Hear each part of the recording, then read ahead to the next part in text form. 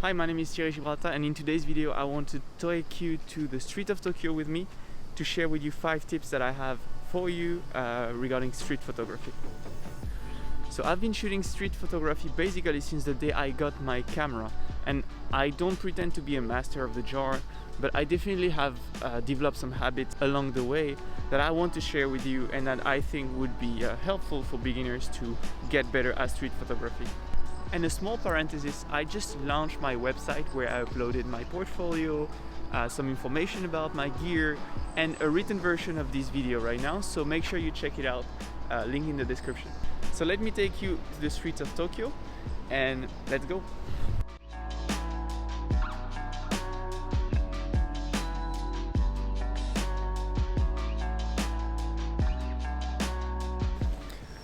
Alright, so the first tip that I have for you is to come prepared.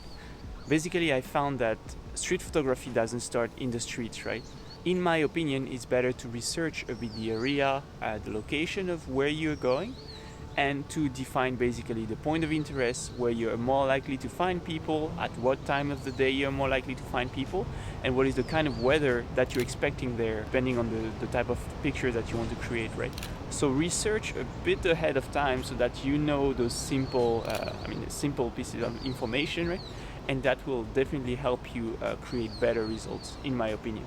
Of course, you don't have to, but in the field, it will save you a lot of time and help you to create the best results.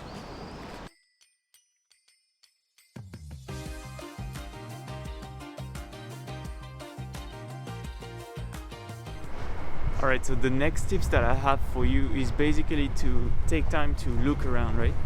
When you do street photography, the goal of street photography is to represent basically the scene around you, what's happening at the moment, right? So before you're able to show that through a picture, you need to experience it yourself. You need to spend some time in the scene, understanding what's happening, removing your headphones, right? Just taking some time, chill, look at what people are doing, look at where people are gathering, and then starting to take pictures. If you don't do that, you might just take random shots that have nothing to do with the moment, and I think that's kind of counterproductive when it comes to street photography. So make sure you spend some time here looking at what's around you, observing, checking people, like what they're doing. At the moment, for example, it's early in the morning, so people are going to work, they're kind of busy, the stores are closed, right? So if you want to capture this kind of vibe, it's an ideal moment for that, and you need to make sure that you understand what's happening before you can capture it.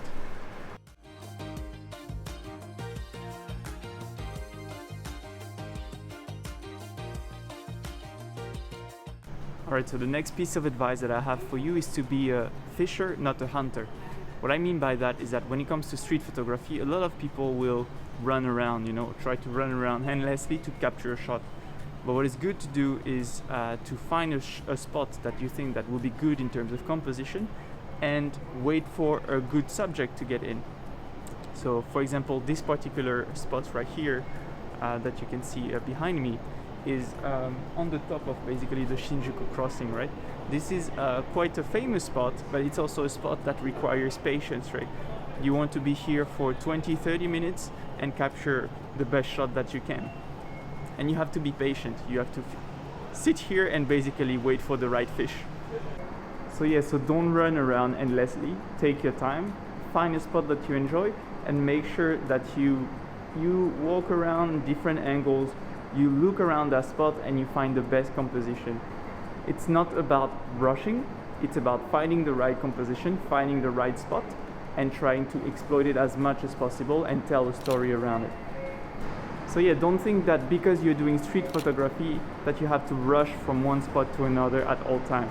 Just take your time in one spot. Take 20-30 minutes if you need it, that's fine. 20 minutes here, take the best shots that you can with the best composition, the best patterns, and then move on to the next spot. Stay, of course, open to whatever can pop up in the scenery, right? But make sure that that you take your time and that you don't rush too much.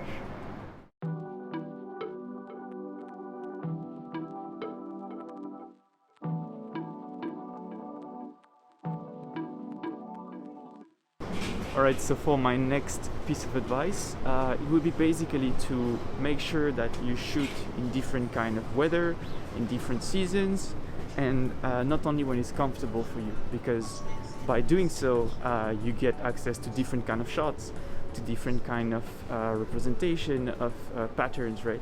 So make sure you go out whenever you don't want to, that you go out in different seasons, and that also you shoot in the rain, in the snow, or in other kind of conditions.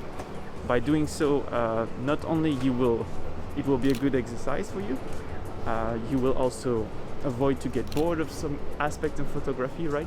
Avoiding to have always the same colors, the same patterns, and the same kind of sceneries, right? So make sure you go out in every kind of season that you can find.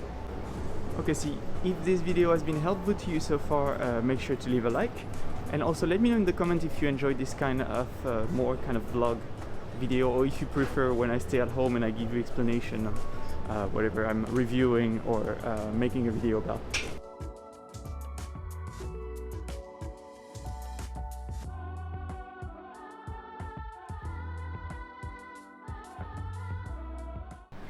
Okay, and so the last piece of advice that I have to you, for you today, is basically to travel light.